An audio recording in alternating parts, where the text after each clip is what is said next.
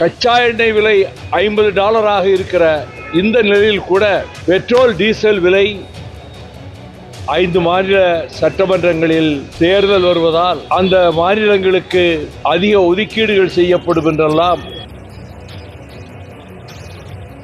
அந்த வரி கொடுமையிலே இருந்து மீள்வதற்கு ஐரோப்பிய ஒன்றியத்தினுடைய வர்த்தக ஒப்பந்தம் தமிழகம் வஞ்சிக்கப்பட்டிருக்கிறது என்றுதான் நேற்றைக்கு நான் செய்தியாளர்களிடம் கோவை செய்தியாளர்களுக்கு பொங்கல் வாழ்த்துக்களை தாமதமாக தெரிவித்துக் கொள்கிறேன். நேற்றைய தினம் 2026-27க்கான மத்திய நிதிநிலை அறிக்கை மிகுந்த ஏமாற்றம் அளிக்கிறது. 5 மாநில சட்டமன்றங்களில் தேர்தல் வருவதால் அந்த மாநிலங்களுக்கு அதிக ஒதுக்கீடுகள் செய்யப்படும் என்றெல்லாம் எதிர்பார்த்து போய் இருந்ததெல்லாம் ஏமாற்றத்திலே போய் முடிந்திருக்கிறது. அதை அமெரிக்காவினுடைய இந்த டாக்ஸ் டெரரிசம், அந்த வரி கொடுமையிலே இருந்து மீள்வதற்கு ஐரோப்பிய ஒன்றியத்தினுடைய வர்த்தக ஒப்பந்தம் நமக்கு அது ஈடு கொடுக்கும் என்று நிதியமைச்சர் மாண்புமிகு நிர்மலா சீதாராமன் நேற்றைக்கு தெரிவித்தார்.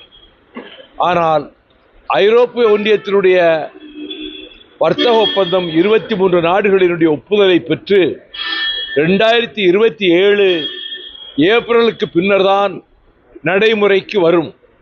இந்த ஓராண்டு காலத்திற்கு அப்படியானால் எந்த விதத்திலே மத்திய அரசு சமாளிக்கப் போகிறது என்பதற்கு எந்த விதமான தீர்வும் சொல்லப்படவில்லை.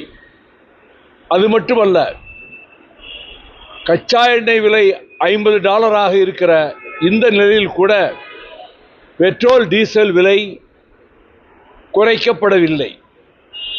கோவை, கரூர், ஈரோடு, திருப்பூர் ஆகிய இந்த பகுதிகளினுடைய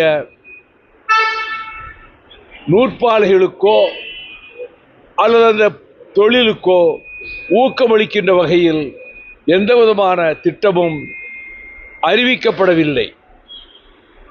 அது மட்டுமல்ல, 11.7 லட்சம் கடன் நாங்கள் வாங்கப் போகிறோம் என்று சொல்லியிருக்கிற நிலையில் 7% வளர்ச்சியை நாங்கள் நெருங்கி விடுவோம் என்று சொல்வது ஏற்கத்தக்கதாக இல்லை. புற்றுநோய் போன்ற நோய்களுக்கு அவர்கள் சுங்க வரியை குறைத்திருப்பது வரவேற்கத்தக்கது. ஆனால் மொத்தத்தில் மெட்ரோ திட்டங்கள், கோவை, மதுரை, இந்த மெட்ரோ திட்டங்களுக்கு அறிவிப்பும் இல்லை. ஏற்கனவே இருக்கிற திட்டங்களுக்கு நிதியும் சரியாக ஒதுக்கப்படாமல் தமிழகம் வஞ்சிக்கப்பட்டிருக்கிறது என்றுதான் நேற்றைக்கு நான் செய்தியாளர்களிடம் சென்னையில் கூறினேன். ஏதாவது கேட்கறேன்னா கேளுங்க. அந்த மாதிரி கோஷத்தை நாங்கள் என்றைக்கும் வைக்கவே இல்லை. தொடக்கத்திலிருந்து இந்த பற்றி எந்த விதமான கோரிக்கையும் நாங்கள் வைக்கவில்லை. அப்படிப்பட்ட கோரிக்கை வைக்கிற நோக்கமும் இல்லை. திராவிட முன்னேற்றக் கழகம் நிச்சயமாக தனிப்பெரும்பான்மை பெறும். தனிப்பெரும்பான்மையோடு மீண்டும் இன்று தமிழக முதல்வராக இருக்கிற மாண்புமிகு தளபதி ஸ்டாலின் அவர்கள் முதலமைச்சராக 26க்கு பிறகும் பொறுப்பேற்பார்கள். திராவிட மாடல் ஆட்சி தொடரும். பாலஸ்தீனம் தனி நாடாக இந்தியா ஆதரவு அளிக்கும் நல்ல விஷயம் தானே. பாலஸ்தீனத்தை பண்டித ஜவஹர்லால் நேரு அவர்கள் காலத்திலிருந்து நாம் ஆதரித்து வந்திருக்கிறோம். இடைக்காலத்தில் நரேந்திர மோடி பொறுப்புக்கு வந்த இந்த காலத்தில் தான் இஸ்ரேலின் உறவை அவர்கள் நெருக்கமாக்கி கொண்டார்கள். பாலஸ்தீனத்திற்காக ஐநா மன்றத்திலோ மற்ற இடங்களிலோ இந்தியா குரல் கொடுக்காமல் தான் இருந்து வந்தது.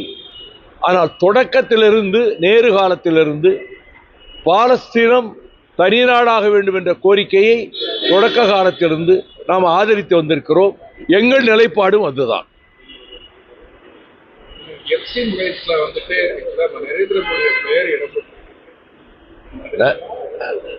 நரேந்திர மோடிக்கு நாட்டில் நல்ல பெயர் கிடையாது. இப்ப அவர் ஏதாவது ஏற்பாடு பண்ணி பேர் வாங்கிடுவார்.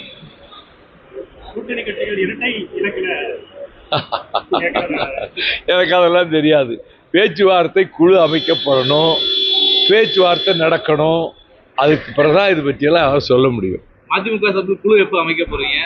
அவங்க திராவிட முன்னேற்ற கழகம் குழு அமைத்த 3 மணி நேரத்திற்குள்ளாக எங்கள் குழு அமைக்கப்படும். சீட்டு இலக்கு என்ன? இரட்டை இலக்கு? அதையெல்லாம் இப்ப சொல்ல முடியுமா? அதெல்லாம் மற்ற தலைவர்கள் அவங்க மனசுக்கு தோணுது சொல்றாங்க. நாங்க அப்படிலாம் சொல்ல மாட்டோம். நிச்சயமாக இருக்கும்.